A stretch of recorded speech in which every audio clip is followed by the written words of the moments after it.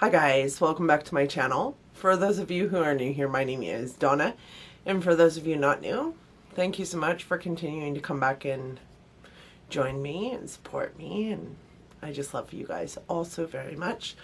Today is my next installment in my Palette Roulette series, in which I let an app choose a palette for me that I use throughout the week and then come back to you all and tell you what I find to be true about the palette in my own opinion, and also pick a new palette for the next week. Last week, the app that I use chose the Huda Beauty Mauve Obsessions palette for me, and this is what the palette looks like. I did get this palette as an add-on to an IPSY, and I'm not sad about it, honestly. The outside of the palette looks like this, and you open it up, and it does have a good sized mirror on it. It does fold all the way back, and then this is the palette. As you can see, it is, I'm a little washed out, I feel like. Let me adjust something here. Is that a little better? Maybe. I don't know. I think my white balance is weird. As you can see, it is a nice like mauve, pinky, burgundy tone palette. It is a palette by Huda Beauty. It is sold at Sephora for $27, and it is just 9 pans, 0.35 ounces in the palette. Each of the pans is 0.039 ounces, which is roughly a smidge smaller than a ColourPop eyeshadow. Huda Beauty is not a cruelty-free brand, so let's start there. I do wish she was cruelty-free, but I also know that I do love the Huda Beauty formula. I think it is an amazing formula, but this palette was maybe not one of my favorites. As I said, you can get this palette on Sephora. It does cost $27. The Obsessions palettes, all of them are 9-pan palettes, and they share a just over 4-star, like a smidge over 4-star rating on the Sephora website. So if that tells you anything, they are pretty good. Little tiny palettes. They're great for travel. This doesn't take up much space, and you do get a good range of shades in here. This is a warm tone palette full of pinks and plums and burgundies, and it is both mattes and shimmers. It does have 3 shimmer shades, 6 matte shades in here, and it is about the same size as a quad eyeshadow palette. So what I can tell you about these shadows is a lot of them are pretty powdery, but for most of them that doesn't take away from the pigmentation in the palette. I found that a lot of them did have some great lasting power and great pigmentation to them. Some of them were a little harder to, work with than others, but we'll get to that in the swatches. Some blended super beautifully, and some of them just were a lot more work than others. We'll say that, and were super patchy dependent on where I was putting them on my lid. I did mix this with some other shadows in my collection just to get a little bit more of a range of tones that I could use in the palette, but I did use every single one of these colors in this palette. I think I said that they had good lasting power. This palette lasted on my eyes for a good 8 to 10 hours before kind of dulling down and looking a little bit not so awesome. And I didn't feel like they worked any better with or without an eye primer, but I did find that they did not work quite as well with a tacky eye primer. So if you're going to use an eye primer with these, use something like a concealer or a cream eyeshadow primer that will dry down and isn't going to be as tacky. Or if you use a tacky eye primer, definitely put like a transition powder over the top of it, such as a translucent powder or just a plain like skin toned eyeshadow, much like this one maybe in the center, to take down some of that tackiness on the eye. I'm gonna go ahead and swatch some of these for you, or all of them for you. I am gonna go in rows like this, so straight across and then back down and straight across and then down and straight across.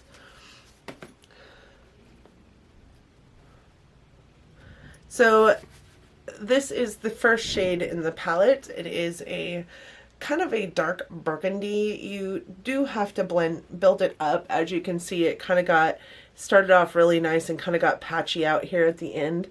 But if you build it up, it does look really well, and it blends beautifully actually on the eye as well. The second one in the palette is a dark coral shimmer, and that is what it looks like. It is not a bad shade.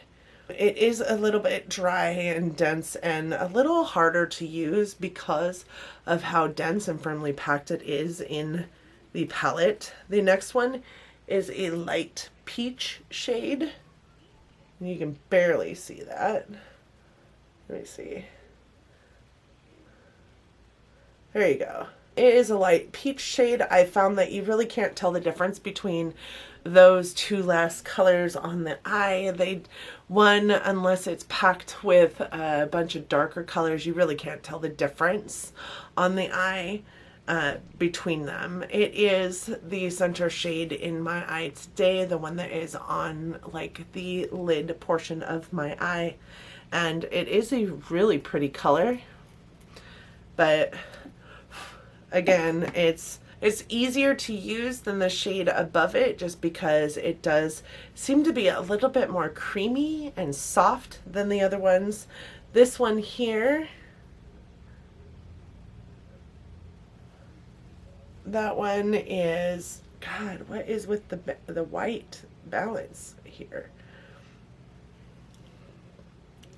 The next one is that one. It is a medium dark reddish like pink shimmer. It's a little hard to work with. It does have some serious fallout. It is softer in the pan. If you can see, digging my finger into it, it just kind of created like this mess going on over here on this side. You put your finger into it and it just kind of sinks in. It is a little creamier than some of the other shadows in the pan, but it's still super, super, super pretty. I'm sure you guys can see that. It does have a lot of fallout though. The fifth shade in the pan, which is this one right here in the center, this is more of a taupey color. It can appear brown in an eye look if you wanted it to. It does have a warmer tone to it. It is a bit powdery, but it blends super easily. I found it to be one of the most consistent shades in the palette. It does have great pigmentation, but it's a little more firmly pressed, so it's a little harder to pick up on your brush. Once you get it on your brush though and you get it into your eye look, it looks fantastic. The next one is this one. It is kind of a dark, medium dark mauvey pink color. Sorry, you have to build that one up just a little bit. It's a little bit satiny. It is a little bit more firm and dry, so you do have to build it up quite a bit to get the proper pigmentation out of it that you might want. It also is super hard to pick up on the brush, but it blends beautifully as well. These two and the white one in the bottom row are the most consistent as far as pigmentation goes in your eye looks. When you start to blend, they actually don't take much effort to blend. So, and there's that one. The next one is more of a deep plum color. And in the screen, it kind of looks more brown, but it really is like a really deep plum. It is in my eye look today. I do have it in the inner and outer corners to deepen up the corners of my eye look. It also is a pretty super consistent color. It is so powdery, which lends to major fallout issues, but it does blend so beautifully. Sometimes I find that more powdery shadows don't blend very well because they just want to skip all over your eye look, but that one doesn't for sure, and I loved it as a deepening color for all of my eye looks. This next one is kind of a white creamy color. It's got kind of a yellow base tone to it. You guys can barely see that, but it does have great payoff. It blends super beautifully, and it, along with these two shades right here, has the most consistency of all the colors in the palette. I didn't find that I needed to, you know, blend it out or build it up. I didn't find that I needed to build it up very much. It did have a pretty consistent nature about it, and it's super creamy in the pan. It felt really nice and finely milled. The last one here is, oops, I just put that right over the top of the white. Sorry guys, ignore that. That's right on top of the white one. So that one, you see it right on top of the white. That one is kind of a medium plum red color. It does have a little bit of a satin nature to it. It is very stiff and dry in the pan, which lends to not great blendability. I do have it in my like very, very creasy crease, my dead crease as I call it, as well as the outer and inner corners. And then I darkened those up with that deep plum color right here, this deep plum color. Darken those up with that, but it is what's all into the crease of my eye look today. It doesn't blend very well. It doesn't blend very well at all. I did try and blend it up. It became super patchy, so I just put this color on top of it, and then the like taupey color on top of that to kind of mute it out just a little bit. It is a great color, but it just doesn't blend very well, and it doesn't swatch very well either. I don't know if you guys can tell, but it starts off really nice and pigmented and ends up super patchy. Today I've got kind of this vampy thing going on, which I really kind of enjoy a lot more for the fall, but sometimes I love me these kind of vampy colors with a dark lip look, so that it gives me bit of edge, and I feel like I could pull it off so much better right now because of the dark hair. Some of the eye looks that I did with this started to look very, very redundant and the same because there is only 9 pans of shadow in here, and they are pretty much the same tonally. So I did branch out and bring some single shadows in. I used a couple of my Sydney Grace cream shadows at one point. I have a really bright pink eye look, and the lid shade on that is Sydney Grace. I also have one that's kind of like a dark like oil slick on my eyes. That is a cream shadow by Sydney Grace as well. And then I have another one that's kind of a lighter pink lid shade, kind of sparkly, and that is actually a Pat McGrath topper on top of one of the colors here. But this isn't a bad palette. It's just probably not my favorite. I have realized one thing about myself is if I have a palette, I need to have multiple colors in said palette to really have a great time with it, while we all can do, you know, with the one tone, or what is that, monochromatic eye look. I don't find it to be something I want to do every single day for a week, so I have a harder time with the palettes that just have a small amount of shadows that are all pretty much the same shades, which tells me that I don't need those monochromatic ColourPop eyeshadow palettes that I have been wanting and just haven't pulled the trigger on for so long. So that's a good thing. I mean, it's a good thing that I'm doing these things, right? I do love this palette. It will stay in my collection. But I'm not as fond of it as I am the Coral Obsessions palette that I believe we've done in these before as well. So Hopefully you guys saw all the pictures and you loved the pictures, and I really did have a good time with this palette this week. The one thing about these shades, these particular shades in this palette, is these are my go-to shadows, my go-to shades, I guess.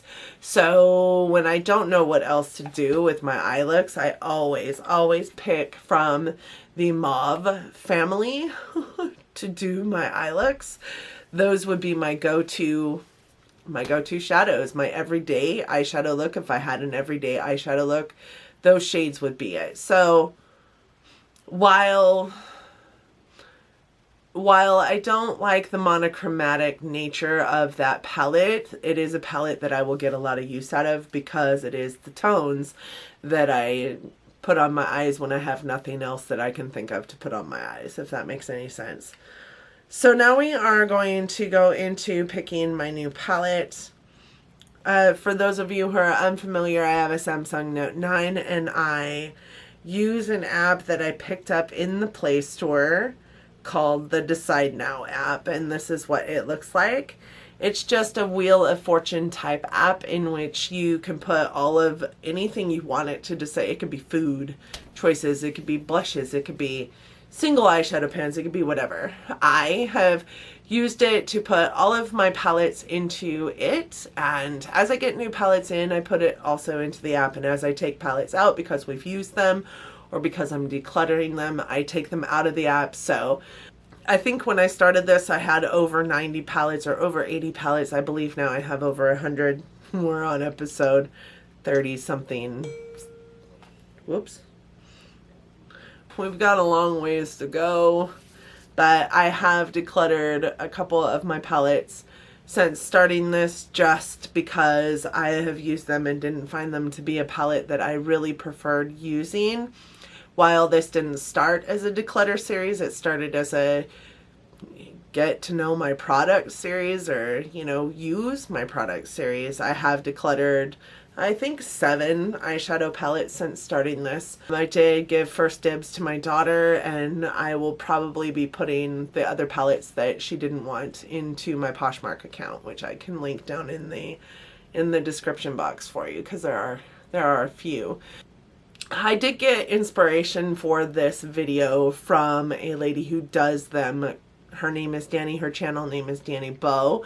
And she used hers as a declutter series. Again, that's not what mine was used for, but that is the inspiration behind this. So I am going to open up this app now, and all you do to spin the wheel is you just press the button here, and it spins for a new palette. Oh geez. I got the Laura Lee Party Animal palette. You guys, I am going to pick another one to go with that, because that is not a palette that that's not a palette that you can use just on its own. I mean, it only has 6 shades in it, but the shades in that palette, there's not a transition shade. There's no, oh man, I'm going to have so many problems with this palette. I'll just bring my single shadows in to help me with this palette. I'm going to have some issues with this palette. Let me go get it.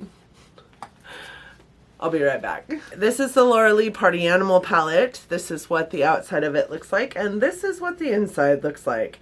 It is blue, green, orange, and purple. So I will be probably adding in some of my single shadows to work with this, because there's not normal colors in here. There's no like variation of anything in here. It's just a bright 6-pan rainbow palette. If there was even a brown in here, I might just use it on its own, but I am going to use some of my single shadows with this week, and I will see you next week to go over what I feel for that palette. I did get it in a BoxyCharm, so it wasn't one that I purchased. Thank you guys so much for joining me today. I hope that you enjoyed this video, and I hope that if you did, that you're considering giving it a big thumbs up. It really does help our channels out here in YouTube land. I also hope that you liked it, or you liked me enough that you're considering subscribing to my channel. I typically upload videos every Monday, Wednesday, and Friday. and I typically upload them at 9 a.m. However, sometimes because of my crazy life, I am uploading not at 9 a.m. and not on Friday, but instead on Sunday. So if you would do me a huge favor and click that bell so that you're notified every single time I upload, if you do choose to subscribe, I would ever so much appreciate it, just because then I know that you're notified every single time I upload a video. Thank you guys again for joining me today. I hope that you come back next week to hear about the Laura Lee Party Animal palette, and hopefully I can get some kind of use out of it other than what my preconceived notion is telling me I'm gonna get out of it, which I feel like I'm gonna be makeupless all week because I don't know about that palette, but we will see. Thank you guys for joining me. I look forward to hearing from you in the comments section. Until next time, guys, bye. Oh, this lighting.